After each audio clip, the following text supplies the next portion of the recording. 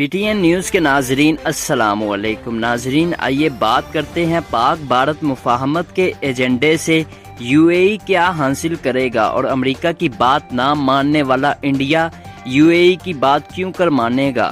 پچھلے برس اسرائیل کو تسلیم کرنے والا چوتھا خلیجی ملک بننے والے متحدہ عرب امارات کی جانب سے دو روایتی نیوکلیئر حریفوں بھارت اور پاکستان کے درمیان ثالثی کے مشن پر سفارتی حلقوں میں سنجیدہ سوالات اٹھائے جا رہے ہیں اور پوچھا جا رہا ہے کہ یو اے ای ایسا کیوں اور کس کے کہنے پر کر رہا ہے اور اسے کیا فائدہ ہوگا۔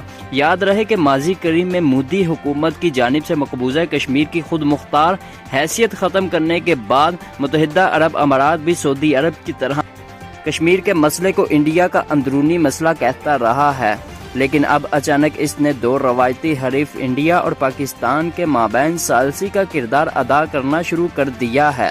اس حوالے سے مبصرین کا کہنا ہے کہ افغانستان سے امریکہ انخلا کے بعد متحدہ عرب امارات کے کچھ اپنے جغرافیائی سیاسی مفادات ہیں جس نے اسے ایسا کرنے پر مجبور کیا ہے۔ ان کے مطابق یو اے ای کو خدشہ ہے کہ امریکی فوجی انخلا سے افغانستان میں ترکی کا اثر و رسوخ بڑھ جائے گا، جس کا نقصان براہ راست امارات کو پہنچ سکتا ہے، اس لیے امارات کو پاکستان کی ضرورت ہے۔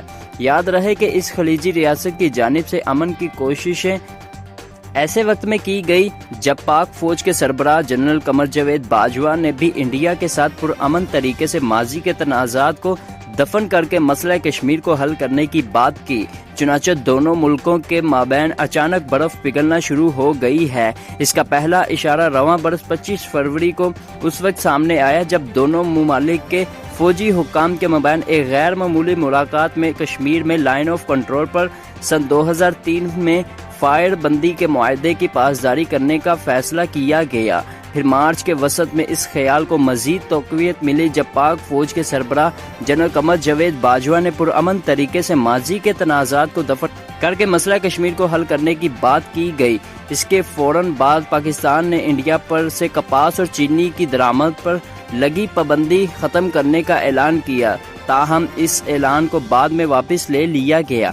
اس کے بعد جب وزیر اعظم عمران خان میں کرونا وائرس کی تشخیص ہوئی تو انڈیا کے وزیر اعظم نریندر مودی نے انہیں جلد صحت یابی کا پیغام بھیجا۔ ایسے میں متعدد ذرائع ابلاغ میں ایسی خبریں آنا شروع ہو گئی کہ انڈیا اور پاکستان کے درمیان خفیہ رابطے اور بات چیت کا آغاز ہو چکا ہے، جس کی ثالثی متحدہ عرب امارات کر رہا ہے۔ جب متحدہ عرب امارات کے وزیر خارجہ مارچ میں اچانک دلی گئے تو سرگوشیوں نے مزید زور پکڑا۔ خبر رساں ادارے نے یہ بھی اطلاع دی کہ دونوں ممالک کے انٹیلیجنس اہلکاروں نے جنوری میں دبئی میں ایک خفیہ میٹنگ کی تھی۔ بالآخر 15 اپریل کو امریکہ میں متحدہ عرب امارات کے سفیر یوسف العتبیہ نے اس کے متعلق بتا ہی دیا۔ انہوں نے اسٹینفورڈ یونیورسٹی میں ہونے والی ایک ورچوئل گفتگو میں کہا کہ متحدہ عرب امارات نے کشمیر پر انڈیا اور پاکستان کے درمیان کشیدگی کم کرنے میں کلیدی کردار ادا کیا ہے۔ متحدہ عرب امارات کے سفیر نے کہا ہے کہ انہیں امید ہے کہ انڈیا اور پاکستان کے درمیان تعلقات اب ایک صحت مند مرحلے میں پہنچ جائیں گے جہاں وہ ایک دوسرے سے بات کریں گے اور اپنے اپنے سفیروں کو واپس اپنے اپنے دارالحکومت میں بھیجیں گے۔ ہو سکتا ہے کہ وہ قریبی دوست نہ بنے، لیکن ہم چاہتے ہیں کہ وہ بات کرنا شروع کر دیں۔ متحدہ عرب امارات کے سفیر کے بیان کے 3 دن بعد انڈیا کے وزیر خارجہ ایس جے شنکر اور پاکستانی وزیر خارجہ شاہ محمود قریشی ابو ظہبی بھی گئے، تاہم ابھی تک یہ واضح نہیں ہو سکا کہ متحدہ عرب امارات نے انڈیا اور پاکستان کے مابین امن قائم کرنے میں کیا کردار ادا کیا ہے۔ سوال یہ ہے کہ اس چھوٹی سی خلیجی ریاست نے اس انتہائی مشکل کام کی ذمہ داری کیوں اٹھائی ہے؟ ان دو بڑے ممالک میں کتنا اثر رکھتی ہے؟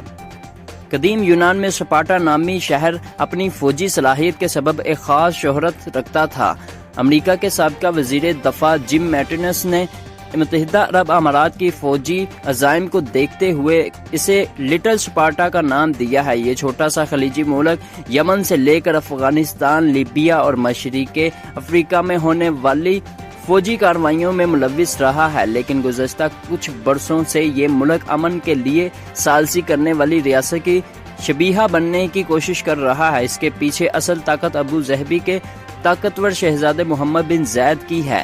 2016 میں متحدہ عرب امارات نے ایتھوپیا اور ارٹیریا کے درمیان امن کے قیام میں کردار ادا کیا تھا۔ اس نے ایتھوپیا اور سوڈان کے درمیان سرحدی تنازع کو حل کرنے کے لیے ثالثی کی تھی۔ اس نے دریائے نیل پر ایک ڈیم کی تعمیر کے حوالے سے ایتھوپیا اور مصر کے درمیان تنازع کو حل کرنے میں بھی اپنا کردار ادا کیا تھا۔ کسی زمانے میں متحدہ عرب امارات لیبیا میں ملیشیا کے رہنما خلیفہ حفتار کو ہتھیار سپلائی کرنے والوں میں ایک اہم ملک تھا۔ اب وہ وہاں کسی سیاسی حل کی بات کر رہا ہے۔ یقیناً انہوں نے یہ راستہ ترکی کی لیبیا میں فوجی مداخلت کے بعد ہی اختیار کیا ہے۔ متحدہ عرب امارات نے یمن میں اپنی فوجی سرگرمیاں بھی کم کر دی ہیں، لیکن انڈیا اور پاکستان کو قریب لانے کے لیے ثالثی کا کردار ادا کرنے کا فیصلہ متحدہ عرب امارات کا اب تک کا سب سے بڑا فیصلہ ہے۔ تجزیہ کار کہتے ہیں کہ متحدہ عرب امارات اب قطر کی طرح دنیا میں امن کی شبیہ قائم کرنے کا خواہش مند ہے اور یہ دیکھنا چاہتا ہے کہ وہ ایک جدید طاقتور لبرل ریاست ہے جو دنیا میں امن قائم کرنے کی کوشش کر رہی ہے، اور اس کا اثر و رسوخ اور قبولیت اب اس قدر زیادہ ہو گئی ہے کہ وہ پاکستان اور انڈیا جیسے دو جوہری مسلح ممالک کے درمیان تنازعات کے حل میں بھی اپنا کردار ادا کر رہی ہے۔ ان کا کہنا یہ ہے کہ متحدہ عرب امارات کے لیے سب سے اہم اس کی اپنی ساکھ اور وقار ہے، چاہے ان کی ثالثی کے ذریعے انڈیا اور پاکستان کے درمیان امن قائم ہو یا نہ ہو۔ تجزیہ کار کہتے ہیں کہ پاکستان اور انڈیا کے درمیان دشمنی کو کم کرنے کے حوالے سے متحدہ عرب امارات کے کچھ اپنے جغرافیائی سیاسی مفادات ہیں۔